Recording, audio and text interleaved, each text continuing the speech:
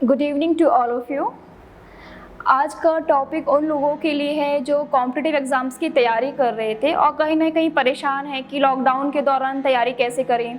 कुछ लोगों ने कॉम्पिटिटिव क्लास में जस्ट अभी एडमिशन लिया था और 1-2 महीने ही हुए थे और लॉकडाउन हो गया। कुछ लोग सोच रहे थे कि क्लासेस ज्वाइन करेंगे और लॉकडाउन लग गया है। कुछ लोग ऐसे भी हैं जिनकी क्लासेस पूरी कंप्लीट हो चुकी हैं लेकिन एटमॉस्फेयर नहीं मिल पा रहा जिसमें पे पढ़ाई कर पाएँ। तो सबसे पहले मैं ये बताना चाहूँगी, ऐसे सभी लोगों के लिए ये गोल्डन अपॉर्चुनिटी है। इसको कहीं भी निगेटिव ना लें, सभी लोग लॉकडाउन को पॉजिटिव लें कि आपके पास में आपके पूरे 24 आवर्स हैं जो आप अपने तरीके से यूटिलाइज़ कर सकते हैं। इसमें आपको ना कहीं दूसरे एक्टिविटीज़ में टाइम कहीं नहीं देना है। आप पूरा टाइम टेबल अपने अकॉर्डिंग जैसा चाहते थे कि हम इस तरह से पढ़ें सुबह के टाइम पे कि रात के टाइम पे, अपने अकॉर्डिंग सेट कर सकते हैं। तो सबसे पहले आपके पास में जो भी मटेरियल हैं, चाहे आप जिस क्लास इंस्टीट्यूट में जाते हो वहाँ के मटेरियल हो या ऑनलाइन क्लासेस लेते हो वहाँ के मटेरियल हो, जो आपने स्कूल में कॉलेजेस में जो भी पढ़ा है वो मटेरियल हो, खुद से तैयारी की थी, खुद के नोट्स बनाए थे वो हो, सारे को एक साथ रखिए। जो प्रीवियस ईयर्स के क्वेश्चन पेपर, चाहे आप बैंकिंग की तैयारी कर रहे हो, एसएससी की, पीएससी की, रेलवे की, किसी भी सेक्टर की तैयारी कर रहे हो, तो जिस अप्रोच में आप पढ़ रहे थे, आप पढ़ने की तैयारी कर रहे थे, उसके संबंधित आपका जो कुछ भी मटेरियल है उसे अपने सामने रखिए। और सबसे पहले अपना उन सभी को ध्यान रखते हुए अपना टाइम टेबल सेट कीजिए। टाइम टेबल आपको सेट इस तरीके से करना है कि आपका जिस भी आप कॉम्पिटिटिव एग्जाम्स की तैयारी कर रहे थे उसमें जो भी क्वेश्चन पेपर्स आते हैं, जिस तरह से जिस टॉपिक में पूछा जाता है चैप्टर वाइज, उनको पहले तो कैटेगराइज कर लीजिए। चाहे तो आप पर डे, कई लोग इस तरह की पढ़ते हैं, किसी ने हिस्ट्री उठाया तो बोलते हैं नहीं 3 दिन में मैं हिस्ट्री पढ़ूंगा, उसके बाद ज्योग्राफी उठाऊंगा। कई लोग ऐसे बोलते हैं नहीं सारे टॉपिक जो है 1-1 घंटे मुझे डेली देने हैं। तो आप जिस तरीके से अच्छी तैयारी कर सकते हैं, आपको लगता है कि जिस तरीके से आप तैयारी अच्छे तरीके से कर पाते हैं, चाहे तो एक सब्जेक्ट को उठाते हैं तो कई लोग फिर छोड़ते ही नहीं है 6-7 घंटे 12 घंटे। अगर वैसा आपको अच्छे से याद होता है तो आप वैसे कर सकते हैं। 1-1 घंटे में आपको लगता है कि नहीं 1 घंटे के बाद मैं एक सब्जेक्ट से बोर हो जाता हूँ, मेरे कुछ और पढ़ने का मन करता है, तो आप उस तरीके से तैयारी कर सकते हैं। आप जिसमें अच्छा कंफर्ट फील करते हैं उस तरीके से तैयारी कीजिए। टाइम टेबल सेट आप चाहे तो 1 वीक का भी कर सकते हैं या पूरे 1 मंथ का भी कर सकते हैं। जैसे आपका टाइम टेबल सेट होगा फिर उसके अकॉर्डिंग आप तैयारी करने में लग जाइए। जब तैयारी करेंगे आप, जैसे आपने कोई बुक उठाई है, उसका पहला आपने चैप्टर उठाया है, तो उसको जब पढ़ेंगे तो साथ साथ में आपको नोट्स भी बनाने हैं। नोट्स आपको बहुत डिटेल में नहीं बनाने हैं, लेकिन इस तरीके से बनाने हैं कि जब उस चैप्टर को दोबारा पढ़ें तो पहले अपने वो नोट्स उठाएं। जब नोट्स को उठाने के बाद 1 या 2 या 3 पेज के मैक्सिमम है, तो उसको पढ़ने के बाद जब वही चैप्टर फिर से पढ़ेंगे तो आपको जो चैप्टर को पढ़ने में 3 से 4 घंटे लगे थे, अब आप उसको मुश्किल से 20-30 मिनट या 1 घंटे में कंप्लीट कर देंगे। तो उसका आप टाइम बहुत सेव होगा। और जब अगली बार आप उसी टॉपिक के फिर नोट्स बनाएंगे तो जो आपका 3 पेज में नोट्स बना था, इस बार वो 1 पेज में बन जाएगा। क्योंकि पहली बार जब पढ़ते हैं तो हमें हर चीज़ नई लगती है, बहुत इंपॉर्टेंट लगती है, लेकिन जब सेकेंड टाइम पढ़ते हैं बहुत सारी चीज़ें उसी में से हमको याद हो जाती हैं। इस तरह से जितने बार रिविज़न होगा आपके नोट्स उतने ही छोटे होते जाएंगे। इनके साथ साथ में नोट्स के साथ में अपनी एक डायरी भी ज़रूर रखिए। डायरी में आप जो भी टॉपिक पढ़ते हैं उनका समरी होना चाहिए ताकि आपको पॉइंट्स याद रहें। बहुत सारे एग्जाम्स होते हैं जिनका मेंस होता है, जैसे पीएससी का मेंस होता है, तो आपको लिखना बहुत ज़्यादा पड़ता है। तब आप कुछ पता सब कुछ होता है इस टॉपिक में, कुछ पॉइंट्स भूल जाते हैं, फिर आपको बाद में आता है मैं ये नहीं लिख पाया, मुझे बनता सब कुछ था। तो आपको जब ये समरी याद होगी, पॉइंट्स याद होंगे, तो आपके आंसर राइटिंग का फ्लो भी बहुत अच्छा आएगा और कोई भी आपसे पॉइंट छूट भी नहीं पाएगा। इस तरह से नोट्स बनाते जाइए। आपको भी लगता है कि हम जो नोट्स बना रहे हैं, जिस तरीके से पढ़ रहे हैं, वो सही है नहीं है, तो इस संबंध में आपके जो भी आपके मेंटर्स होंगे, आपके साथ में आपके भैया दीदी होंगे, आस पड़ोस में होंगे, रिलेटिव्स होंगे, आपके टीचर्स होंगे, आपके दोस्त होंगे, उनसे कम्युनिकेट कीजिए, फ़ोन पे बात कीजिए, व्हाट्सएप पे बात कीजिए, उनकी एडवाइस लीजिए कि आप जिस तरह से पढ़ रहे हो वो सही है नहीं है। उनका जो कुछ अच्छा प्लस पॉइंट बताते हैं तो उसको ऐड करते जाइए। आपने 5-6 लोगों से पूछा, 5-6 लोगों में से सभी का 1-1 पॉइंट भी उठाया तो आपके 5-6 पॉइंट आपके प्लस हो जाएंगे। फिर उसके बाद में आप कुछ गलती कर रहे थे तो सुधार लीजिए और उनकी जो नई चीज़ आई है उसको अपने में इम्प्लीमेंट कर लीजिए। एक दिन में अंतर नहीं आता, लेकिन यही चीज़ अब महीने भर आप उस चीज़ को करते जाएंगे तो आज जो है आप और जो 1 महीने बाद होंगे आपके नॉलेज में बहुत अंतर होगा।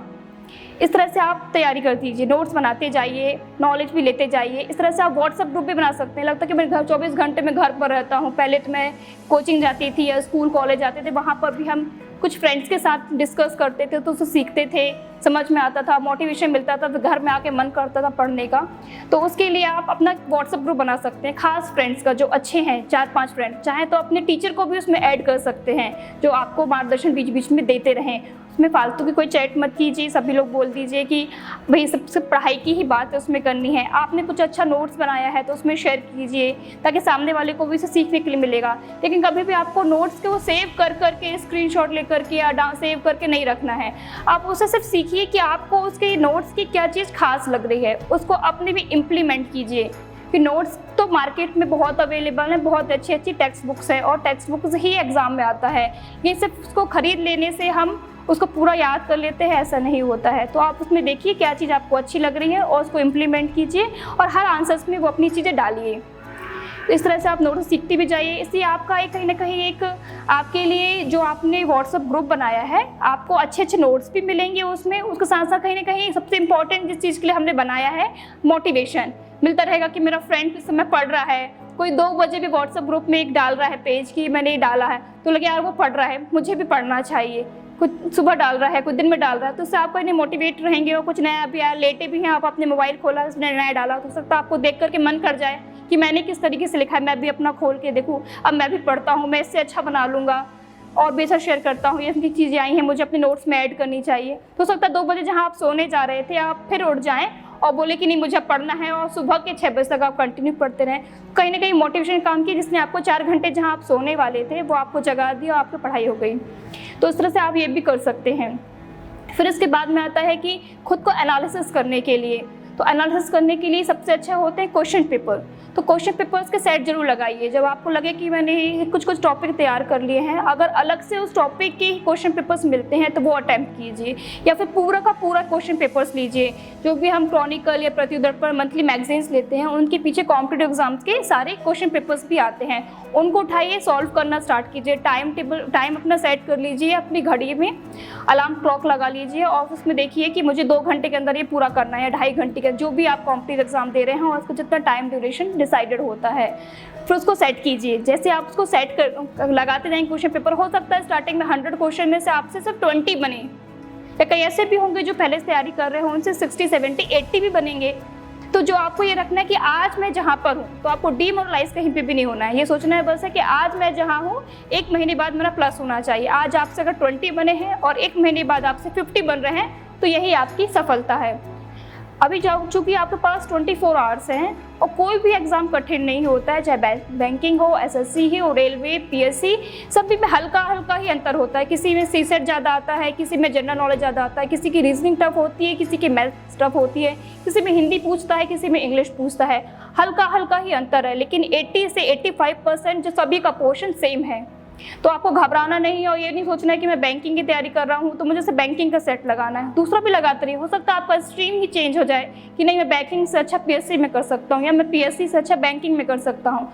सारे क्वेश्चन पेपर सभी लगाइए, तो आपको खुद को जानने का ही मौका मिलेगा कि किस में आप अच्छा कर पा रहे हैं। इस वजह से आप नोट्स भी बना रहे हैं साथ में, तो दोनों के हिसाब से अगर आप पीएससी की तैयारी कर रहे हैं तो दोनों के नोट्स बनाइए, प्री के भी बनाइए, मेन्स के भी बनाइए। जब आप मेन्स के नोट्स बनाते हैं तो प्री की तैयारी पहले से ही हो जाती है। तो मेन्स होता है तो जो पीएससी का पेपर होता है उसमें जो मेंस राइटिंग होती है काफ़ी लेंदी पेपर होता है, बनता सभी से सब कुछ है लेकिन लिख नहीं पाते हैं। तो उसमें आप कोशिश कीजिए कि आपकी स्पीड अच्छी हो, हैंड राइटिंग सुंदर ना हो लेकिन क्लियर हो, समझ पढ़ने में आनी चाहिए।